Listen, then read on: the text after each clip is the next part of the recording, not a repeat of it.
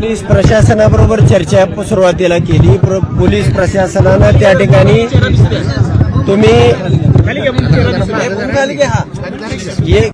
एक बी मतदान पोल केलं तर आम्ही हे साहित्य तुमचं मतपत्रिका असतील मतपेट्या असतील आम्ही सगळं गुंडाळून घेऊन जाणार आहोत.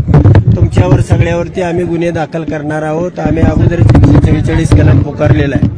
आता या प्रशासनाच्या भूमिके संबंधी सगळ्या गावकऱ्यांशी या ठिकाणी चर्चा करण्यात आली. गावकऱ्यांचं म्हणणं असं आहे की जर मतदानच करू देत नसतील ते आपण पेट्या धरून ठेवणार आणि ते हिसकावून घेतील. यामध्ये गोंधळ उडेल आणि त्याचे झटापट होईल आणि झटापटीमध्ये लोक निघून जातील. जी मतदानाची प्रक्रिया आहे किमान 1500 मतदान तरी पोल होण्याशिवाय या ठिकाणचा रिझल्ट येऊ शकत नाही आणि ते 1500 मतदान या ठिकाणी मला होणार होतं. परंतु प्रशासनाच्या या भूमिकेमुळं या ठिकाणी मतदानच करू द्यायचं नाही आणि साहित्य घेऊन जायचं हा पोलिसांनी इथं सगळा केलेला प्लॅन आहे.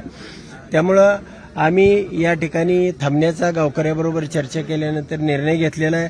आम्ही येणाऱ्या 8 दिवसामध्ये प्रांत कार्यालय असेल किंवा अजून जिथं सुयोग्य न्याय मागण्याचं ठिकाण असेल त्या ठिकाणी ताकदीनं एक 25 ते 50 हजार लोकांचा या तालुक्यातला जो आक्रोश आहे हे निवडणूक आयोगापर्यंत या न्यायव्यवस्थेपर्यंत या सरकारपर्यंत पोहोचवण्याचा ताकदीनं प्रयत्न करू आणि यामध्ये मात्र न्याय मिळाल्याशिवाय हा उत्तमराव जानकर थांबणार नाही एवढंच मीडियाच्या माध्यमातून तुम्हाला सांगतो. या ठिकाणी जो विरोध केला जी जाणीवपूर्वक या ठिकाणी मतदानाची पडताळणी करू दिली नाही अशीच याच गावात नाही मी 10 गावामध्ये जरी अशा पद्धतीनं आपण बूथ लावले आणि साधी प्रक्रिया आहे सोपी प्रक्रिया आहे. गाव